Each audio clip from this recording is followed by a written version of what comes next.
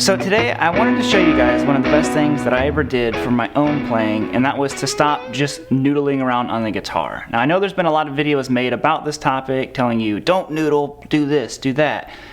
And I can't help but laugh every time I say the word noodle. So what we're talking about here is a couple things that I haven't seen others mention just yet, and I think that this is such a crucial, just kind of like turning point from just playing with no direction. Is what that's another way to kind of refer to noodling, I suppose. So we're all guilty of sitting there and just doing this.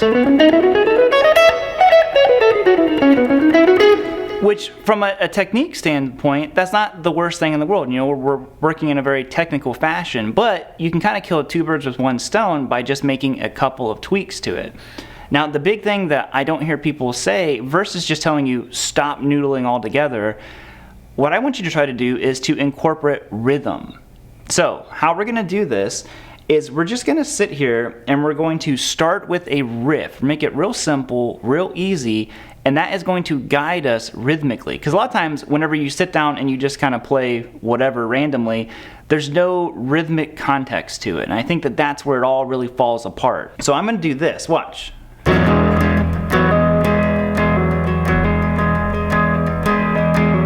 So that's my riff. It's kind of my starting point, and you can hear there's a rhythm to it. So you can come up with whatever riff you want in any key. I'm focusing on E major.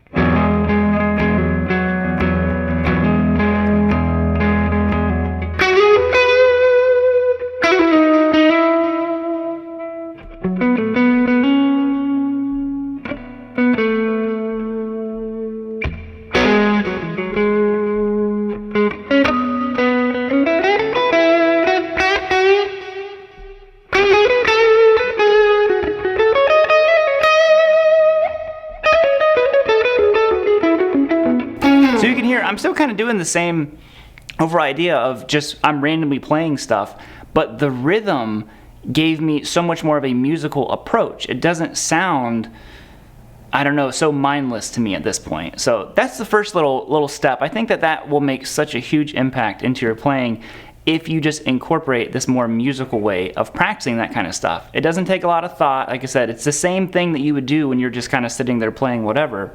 But now we have rhythm to it, and it just changes so much about it. And I wanted to add one more thing to this to give you kind of the next step up, and that would be to noodle around, but give yourself a rhythm with actual chord changes or a chord progression. So let's do one. It's real simple. It's just going to be E major. Then you're going to go to C sharp minor, A major, and then B major. So again, pretty simple, basic chord progression, but it's really, really fun. So let's take that same rhythm idea. We're gonna go.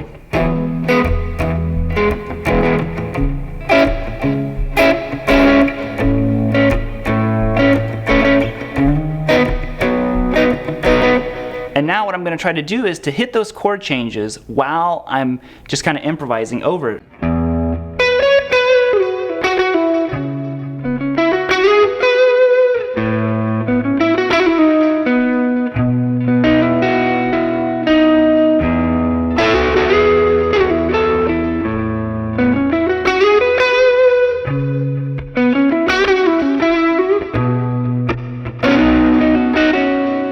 So you can see how I'm not putting a lot of thought into it. I did mess up there and I went to the A instead of the C sharp the one time, but I just rolled with it. We're having fun, we're practicing. So you can hear how now it really is taking this much more musical turn versus before when I was just doing this.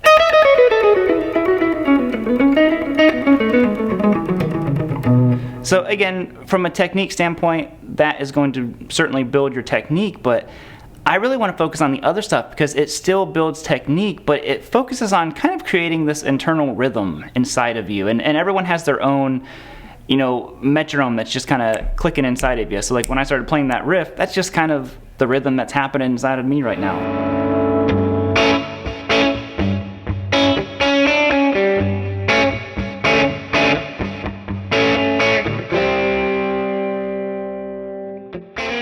So try that. I'm telling you, it makes such a big difference. It doesn't take a lot of thought. You just sit there, noodle around, but give yourself some rhythm. It turns it into music so quick, and then before you know it, you've got riffs. You're creating all kinds of stuff. So I'm gonna end with that. This wasn't meant to be like a lick lesson. It's much more of a conceptual idea. So have fun with it, noodle around, but give yourself some music behind it. So other than that, I'll see you guys all later. If you would, hit the subscribe button. End it bluesy, musical noodle style.